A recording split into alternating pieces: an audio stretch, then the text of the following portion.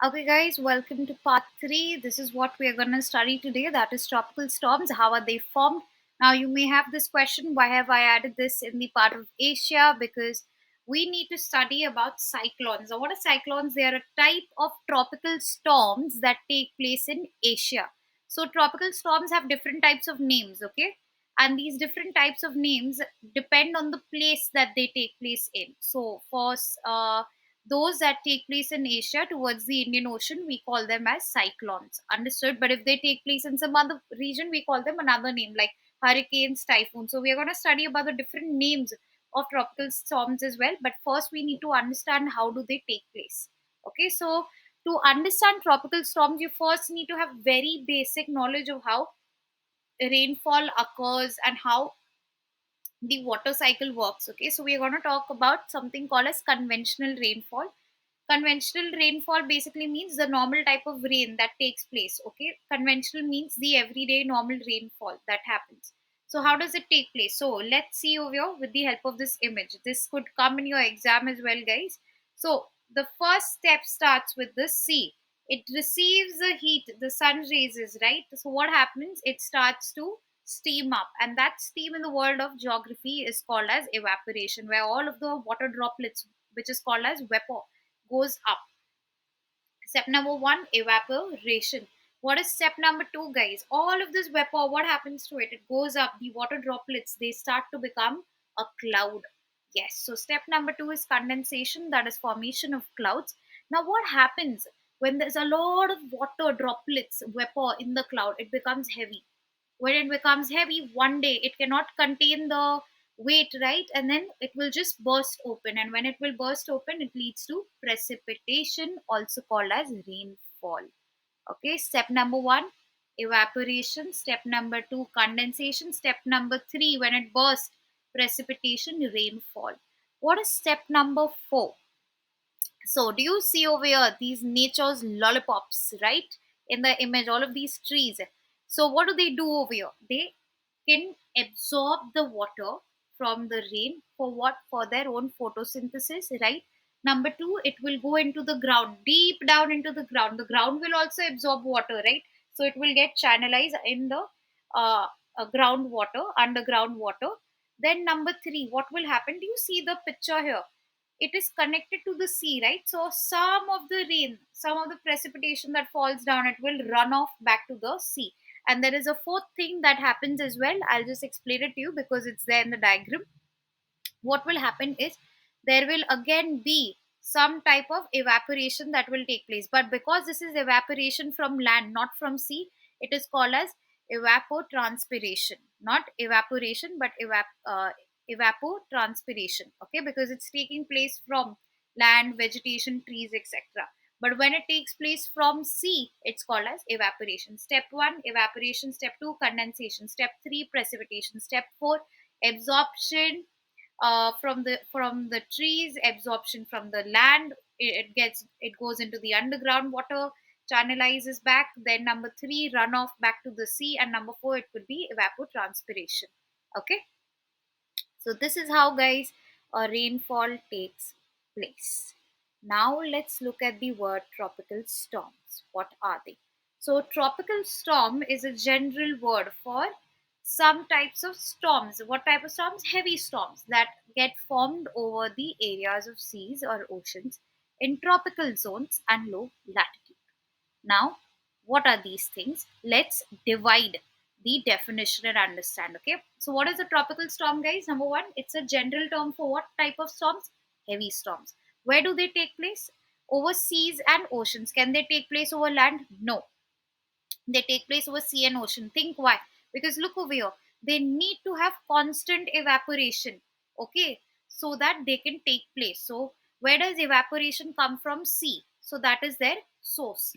Okay, then what type of zone do they take place in? Tropical zone. And what type of latitude? Remember, latitude, lazy line on the earth's surface. There are two imaginary line on the earth's surface, right? One is longitude, the other one is latitude. Latitude is lazy, likes to sleep. Longitude is long. So it takes place in low latitude. Now, what are low latitude?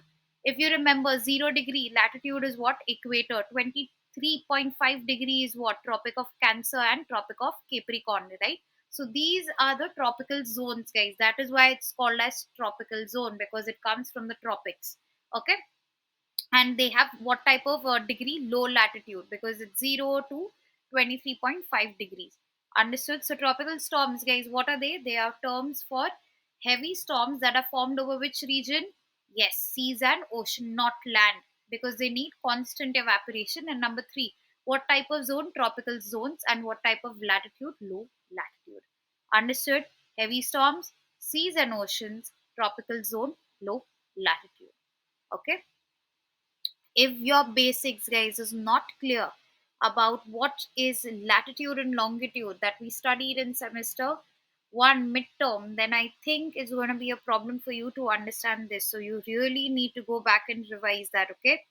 Now, this is a little bit more complicated, so please keep listening, and you can, go back again to listening what I'm saying. So now, tropical storms, guys, get formed by two reasons. Okay, we already saw they take place in tropical zones and at lower latitudes, right? So what are tropical zones? If you remember, a tropical zone is an area where there is high temperature. We'll study about it. Now, what are the temperature at which tropical storms take place? I want you to kindly pay attention. Okay, so it is at 79 degree Fahrenheit, not Celsius. 79 degree Fahrenheit, that these tropical storms get formed. And what type of pressure zone are they formed in? Low pressure winds. Okay, these are two things you need to keep in mind right now. You will understand why I'm saying this.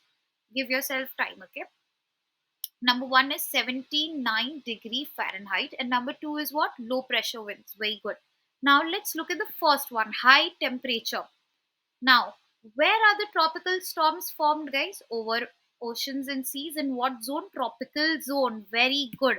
Now, look at this. Where are they formed? Tropical zone, right? Like I told you, equator 0 degree, and between Tropic of Cancer and Tropic of Capricorn at 23.5 degrees. So, why is this zone called as tropical zone, and why is the temperature high here, guys? Because it is located directly towards the sun. It has vertical raises, direct raises coming from the sun, guys, and that is why it's called as a tropical zone where there is a higher temperature. So most, guys, tropical storms are formed here. Can you see all of these whirlpools, right? Yes, all of these, they look like Beyblade, right? All of these Beyblades are formed here. Why? Because these are the areas that have higher temperature. So we proved the first one, guys. What do tropical storms need? Higher temperature. And where do these higher temperatures come from? Tropical zones and low latitudes. Now, number 2, what type of pressure did we need? Very good. We needed low pressure. To understand this, no, we need to know something very basic and scientific about winds. Okay, how do winds move? Basically, they move from high pressure zones to low pressure zone. How do they move from high to low pressure zones? Okay, so what happens is, guys, I'm showing you these two pictures. This is a place in a very tropical place where it is hot. Okay, I'm explaining to you in simple terms. It's very hot, it's very warm, like in Thailand, how it is very warm, right? It is not very cold. Europe is very cold, Siberia is very cold. Okay, so let's say in Thailand, what is happening, guys? Look over here. uh, if you can see, this is a hot place. So we have low pressure on the land, and it moves up. So what happens is, on the land, all of the heat is rising up. Just in simple words, just remember this. Okay, what is happening in a hot place? The wind is moving upwards from what? High pressure to low pressure. What? High pressure to low pressure. So the land will have high, and it moves on towards the sky, which has low pressure. Then eventually what happens, guys? The opposite happens, because all of the warm air, okay, from the land. Now see, explaining it more simply, sun, land raises, land becomes hot, all of the high pressure going into the sky. Okay, the air then becomes hot. What happens to the land? It becomes cool. Understood in simple terms. So what is happening, guys, in hot places? Simple, just remember this. In hot places, the wind moves upward, okay, towards the um, sky. The warm air moves, rises up. Okay. Now, in the cold place, the opposite happens. Okay, the cool air moves down. How does it move? It moves down. It does not go from the land up, but it goes from the sky towards the land. Understood? Okay, so where does the high pressure come from? The air, and the land will have low pressure. Understood? Yes. Hot pressure, land has high pressure, and in the sky there is low pressure, so wind moves upward. Okay, and over here, guys, in cold places, what happens? Air has high pressure and land has low pressure, so wind moves downwards. Okay, understood? Basic, from high pressure to low pressure. Okay, now we have something called as the Coriolis effect. What is the Coriolis effect? It basically talks about the earth's rotation, how the earth rotates. And because of this rotation, guys, what happens is the winds move differently in north hemisphere and south hemisphere. How do the winds move? They move differently in north and south hemisphere. Okay, so in the world you can see how this is taking place because of something called as Coriolis effect. The wind in the north hemisphere moves in different direction, and in the south hemisphere it moves different direction. So how does it move in the north and south? So in the uh, north, guys, it moves anti-clockwise, and in the south it moves clockwise. You can see in the image, in the north, guys, how does the winds move? How do the cyclones move? The cyclones move in anti-clockwise direction, and in the south they move in clockwise direction. Understood? Yes. So we proved point number one, guys, that is higher temperature. Why? Because it is located in the tropical zone.